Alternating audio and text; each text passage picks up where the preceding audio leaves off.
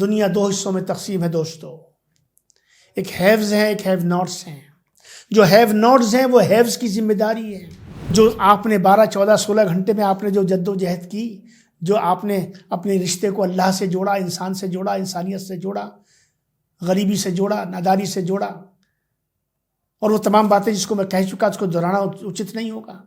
उन तमाम चीज़ों को अपने जहन में रखकर जब आप चीज़ों को देखेंगे तो शाम होते होते एक नया इंसान जन्म दे लेता है। इतना ना पकाइए, इतना ना बनाइए कि उसको फेंकना पड़े। याद रखिए, वो खाना जो आपको फेंकना पड़ा वो किसी गरीब का हक था। तीसरी चीज़ ये आपके अंदर कंपैशन और कंपेनियनशिप पैदा होनी चाहिए, हमदर्दी का जज्बा पैदा होना चाहिए, मदद का, इमदाद करने का, सहारा बनने का एहसास भी पैदा होना चाहिए, जज्बा भी पैदा होना चाहिए, और उस जैसा अमल भी होना चाहिए। भाई और बहनों, मैं आजकल आपसे इस्लाम के तीसरे पिलर रमज़ान की बात कर रहा हूँ, रोज़ों की बात कर रहा हूँ, सौम की जिसको अरबी में कहते हैं उसकी बात कर रहा हूँ, व्रत की बात कर रहा हूँ जिसको हिंदी में कहा जाता है, फास्ट की बात कर रहा हूँ जिसको अंग्रेजी में कहा जाता है। हमारे यहाँ एक पूरा महीना रोज़ों का महीना कहलाता है, इसलिए उसको हम रमज़ान बोलते हैं। मैं वो टर्म्स और वो ज़ुबान इस्तेमाल करता हूँ जो कि आपकी समझ में आए, क्योंकि मुझे अपनी बात आप तक पहुँचानी है। मैं कोशिश करता हूँ जहाँ तक मुमकिन हो आसान टर्म्स के ज़रिए से, आसान ज़ुबान के ज़रिए से आपको चीज़ें आपके सामने रखूँ ताकि आप उनको समझ सकें। आइए अब रोज़ों का जो दूसरा पार्ट है, वाई रमज़ान, रोज़े क्यों, रोज़ों का तसव्वुर क्यों, इसका कंसेप्ट क्यों, ये हर धर्म में व्रत क्यों रखा जाता है, कोई लॉजिक तो होनी चाहिए ना। और जो इस पूरी कायनात का बनाने वाला है, अगर वो कोई चीज़ अनिवार्य कर रहा है और अक्रॉस द बोर्ड उसकी फॉर्मेशंस अवेलेबल हैं, तो फिर तो लॉजिक के ना होने का तो कोई प्रश्न ही नहीं उठता है दोस्तों। आइए रोज़े के पीछे की लॉजिक को, उसके पीछे जो रैशनेल है, जो कारण है, जो उसका औचित्य है, उस पर बात करते हैं। प्यास, भूख, गरीबी, मुफलिसी किसको पसंद है? किसी को नहीं। कोई दुनिया में गरीब रहना नहीं चाहता, कोई दुनिया में भूखा रहना नहीं चाहता, कोई दुनिया में प्यासा रहना नहीं चाहता, कोई दुनिया में बेघर का रहना नहीं चाहता, कोई दुनिया में बेरोजगार रहना नहीं चाहता, कोई दुनिया में बेइज्जत रहकर या बनकर रहना नहीं चाहता। लेकिन जमीनी सच्चाई दोस्तों ये है कि गरीबी है, भूख है, बेरोजगारी है, बेकारी है,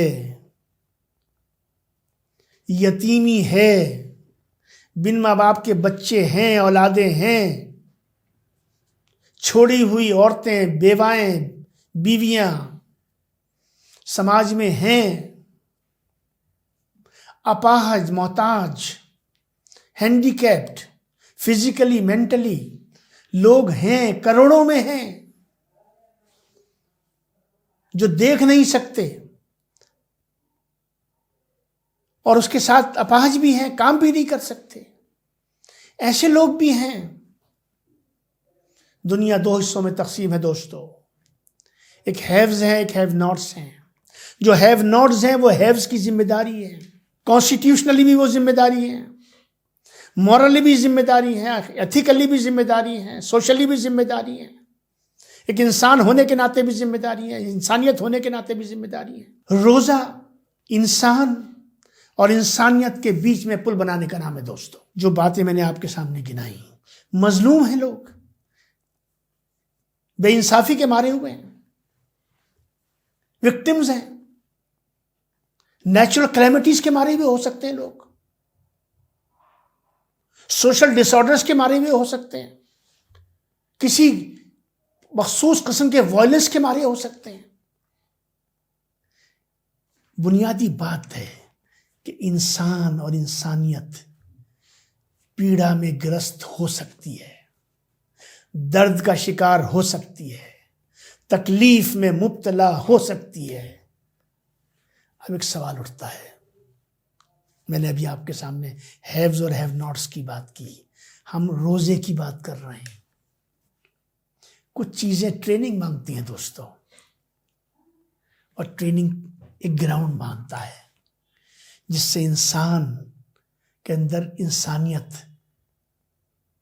बढ़ती है, उसकी परवरिश होती है, एक अंदर से एक खूबसूरत इंसान निकलकर बाहर आता है, जो किसी का हाथ बन जाता है, किसी का बाजू बन जाता है, किसी का पैर बन जाता है, किसी का दिमाग बन जाता है, किसी की फिक्र बन जाता है, किसी की सोच बन जाता है, किसी के लिए रोजगार बन जाता है, किसी के लिए इंसाफ को हासिल करने वाला बन जाता है, किसी का सहारा बन जाता है, वगैरह वगैरह। रोजा जब मैं रखता हूं तो मुझे क्या क्या ट्रेनिंग मिलती है, ये एहसास मिलता है जिस सबका मैंने आपसे जिक्र किया, इसका रियलाइजेशन, मैं इसको समझ पाता हूं। भूख किस बला का नाम है, भूखा रहकर समझ सकते हैं, भाषण से नहीं समझ सकते। उस प्यासे के बारे में जिसकी जेब में पैसे नहीं है या जिसके क्षेत्र में पानी नहीं है, या जो पानी के लिए तरस रहा है, पानी ना उठा सकता है ना ला सकता है। प्यासा तो है, प्यास क्या चीज है, भूख क्या चीज है, ये तमाम चीजें क्या हैं। तो जब हम रोजा रखते हैं 12 घंटे का, 14 घंटे का, 16 घंटे का, पानी नहीं पी सकते, जानबूझकर सूंघ नहीं सकते, कुछ खा नहीं सकते, जानबूझकर खाने के पास जाकर इस नियत से कि मैं सूंघने जा रहा हूं शायद कुछ अंदर चला जाए, नहीं कर सकते। कुल्ली कर सकते हैं, कुल्ली के पानी को एक हद से आगे नहीं ले जा सकते, नाक के पानी को एक पॉइंट से ज्यादा आगे नहीं ले जा सकते, आंख में एक पॉइंट से ज्यादा आगे पानी नहीं ले जा सकते। यानी जो बॉडी है हमारी, वो उस पूरे ड्यूरेशन में जब तक आपका रोजा है, खाना पीना सूंघना तमाम चीजें बंद हैं। तो आपके अंदर इन तमाम चीजों का एहसास पैदा होता है, इससे आपके अंदर इंसानियत जागती है, एक अच्छा इंसान पैदा होता है। दूसरी बात, हमें यह एहसास होता है कि अब हम क्या क्या चीजें हैं, क्या क्या वो ब्लेसिंग्स हैं, नेमतें हैं, ईश्वर के वो वरदान हैं जिनका हम मजा लूट रहे थे। खाने का वक्त हुआ खाना खा लिया, प्यास लगी पानी पी लिया, तफरी का दिल चाह तफरी कर ली, मस्ती का दिल चाह मस्ती कर ली, जो दिल चाह सो करते फिर रहे। अच्छा दिल चाह रहा अच्छा कर रहे हैं, बुरा दिल चाह रहा है बुरा कर रहे हैं, ईमानदारी को दिल चाह रहा है ईमानदारी कर रहे हैं, बेईमानी को दिल चाह रहा है बेईमानी कर रहे हैं। रोजा अंकुश लगाता है, ढाल बनता है, दीवार बनता है, बुराई से अपने आप को दूर रखने का, और अच्छाई में अपने आप को सेल्फ कंट्रोल से, सेल्फ प्योरिफिकेशन से, सेल्फ रेस्ट्रेंट से, सेल्फ चेक से, सेल्फ करेक्शन से, सेल्फ इंट्रोस्पेक्शन से, सेल्फ रिट्रोस्पेक्शन से, अपनी अंतर आत्मा से एक जंग लड़नी पड़ती है। त्याग की भावना पैदा होती है, तपस्या की भावना पैदा होती है।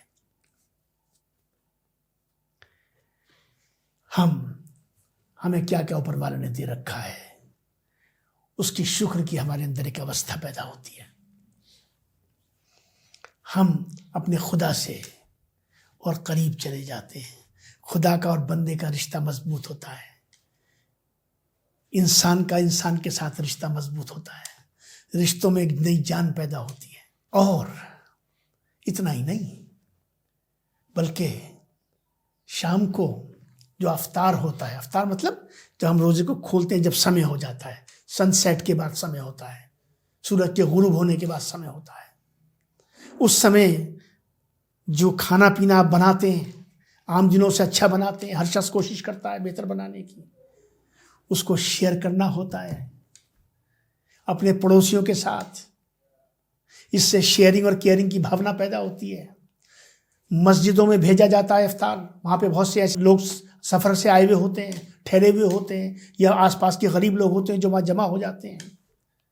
उनकी व्यवस्था होती है, मस्जिदों में इफ्तारी भेजी जाती है। आपके आस पड़ोस में जो गरीब गुरबा लोग रहते हैं उनके घरों में खाना भेजा जाता है, इफ्तारी भेजी जाती है। तो जो आपने 12, 14, 16 घंटे में आपने जो जद्दोजहद की, जो आपने अपने रिश्ते को अल्लाह से जोड़ा, इंसान से जोड़ा, इंसानियत से जोड़ा, गरीबी से जोड़ा, नादारी से जोड़ा, और वो तमाम बातें जिसको मैं कह चुका उसको दोहराना उचित नहीं होगा। उन तमाम चीज़ों को अपने जहन में रखकर जब आप चीज़ों को देखेंगे तो शाम होते होते एक नया इंसान जन्म दे लेता है, और वो इंसान पड़ोसी का, गरीब का, ज़रूरतमंद का, वो जो खुद खाता है वो उसे भी खिलाता है। ये ट्रेनिंग 1 महीने चलती है दोस्तों, मगर इसमें कुछ बातें बताई गई हैं, कुछ एहतियात, कुछ प्रिकॉशंस, कुछ मापदंड। लेविशनेस को अवॉइड करिए, फजूल खर्ची को अवॉइड करिए। इतना ना पकाइए, इतना ना बनाइए कि उसको फेंकना पड़े। याद रखिए, वो खाना जो आपको फेंकना पड़ा वो किसी गरीब का हक था, या तो उस तक पहुंच जाता, और अगर उस तक नहीं पहुंचा तो फिर आपने एक बुराई को इख्तियार किया। इसलिए लेविशनेस को अवॉइड करने को कहा गया है। एटीट्यूड को ह्यूमन फ्रेंडली रखने के लिए कहा गया है। इंसान दोस्ती, इंसान हमदर्दी, आपकी कॉन्शियंस उससे गवर्न होनी चाहिए, ये दूसरी बात है। तीसरी चीज़, ये आपके अंदर कंपैशन और कंपेनियनशिप पैदा होनी चाहिए, हमदर्दी का जज्बा पैदा होना चाहिए, मदद का, इमदाद करने का, सहारा बनने का एहसास भी पैदा होना चाहिए, जज्बा भी पैदा होना चाहिए, और उस जैसा अमल भी होना चाहिए। उस जैसे आपका जो सलूक है, आपका जो बर्ताव है, आपका जो पूरा पर्सनालिटी है, आपका फ्रेमवर्क है, उसको उस रंग में रंग जाना चाहिए। सेंस ऑफ वननेस पैदा होनी चाहिए। अब यहाँ सेंस ऑफ वननेस से मुराद है सेंस ऑफ टुगेदरनेस पैदा होनी चाहिए। कहीं ना कहीं जज्बात से, जज्बे से, एहसास से, फील से, टेम्परामेंट से, जील से, स्पिरिट से, रिलीजन से, स्पिरिचुअलिटी से, गुडनेस से एक लिंक पैदा होता है। ये सब चीजें इंसान को बेहतर इंसान बनाती हैं। ये बुनियादी मकसद है रोज़ों का, रमज़ान का। तो रोज़ा खाली भूखा रहने का नाम नहीं है दोस्तों, बल्कि ये 30 दिन हमको एक मौका देते हैं अपने खुदा से जुड़ने का, इंसानियत के साथ जुड़ने का, अपना आकलन करने का, बुराइयों पे काबू पाने का, विजय पाने का, फतह पाने का, अच्छाई को से जुड़ने का, उसको अपनाने का, उसका प्रतीक बन जाने का, और जो हैव नॉट्स हैं उनको हैव्स में शामिल करने का, हैव्स के काबिल बनाने का,